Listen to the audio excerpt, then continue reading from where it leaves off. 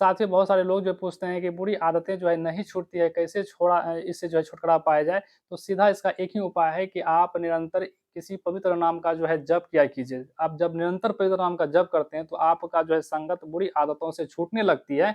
यहाँ पर हम एक उदाहरण देके आपको समझाएँगे कि एक बार क्या हुआ कि किसी राजा के राज्य में एक ऐसे व्यक्ति हो गए जिसको काम नहीं मिलने के बाद जो है वो रात में जो है लोगों की हत्या कर देते थे। वो निरंतर इस क्रिया को दोहराते थे।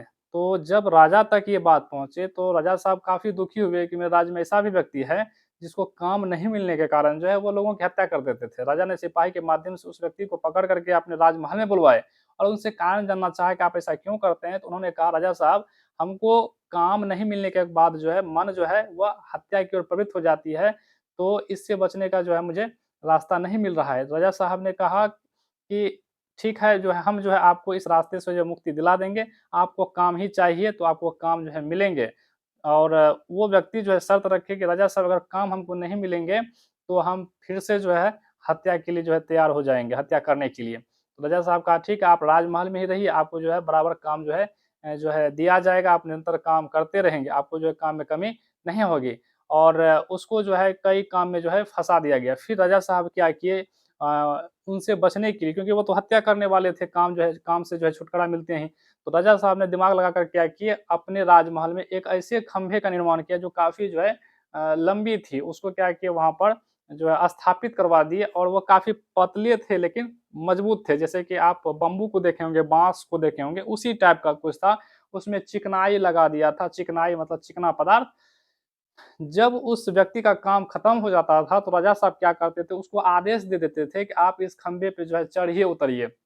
वह व्यक्ति जो है निरंतर उस खंभे पे जो है चढ़ता था, उतरता था, तब तक चढ़ता-उतरता रहता था जब तक वो थक करके गहरी नींद में नहीं सो जाते थे। जब वो सो जाते थे तो राजा साहब पुनः जो उसको काम दे देते थे, जब जो फलाना जगह आप जाइए, वहाँ से आप जो है ये काम करके लाइए, ये काम क करके लाइए।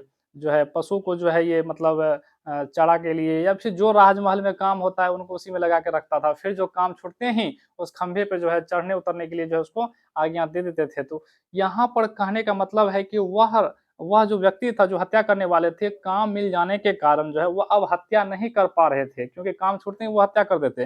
ठीक इसी प्रकार से आपका मन है, जब आपके मन को काम नहीं मिलता है, तो ये जो है बुरी आदतों में जो है लिप्त हो जाते हैं। ये बुरी आदतें आप ही को खाएँगी, किसी दूसरे को या समाज को तो जो है समस्याग्रस्त करेंगे ही, उससे पहले आप ही को ये नष्ट करने के लिए तैयार हो जाएँगे।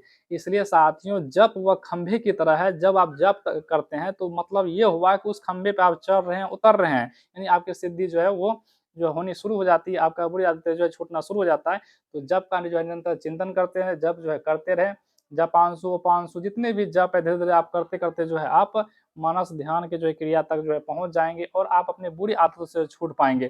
तो नमस्कार साथियों, इस वीडियो में इतना ही। हम आध्यात्मिक बातें करते ही रहते हैं और आगे हमसे जुड़े रहें ताकि इस तरह के जो है बात आपसे हम जो है शेयर करते रहें, का क्योंकि जीवन को बेहतर बनाने के लिए आध्यात्मिक जो है उन्नति करनी ही पड़ती है। तो फिलहाल इस वीडियो में इतना ही साथियों, मिलते हैं नेक्स्ट वीडियो में, तब तक के लिए बाय बाय।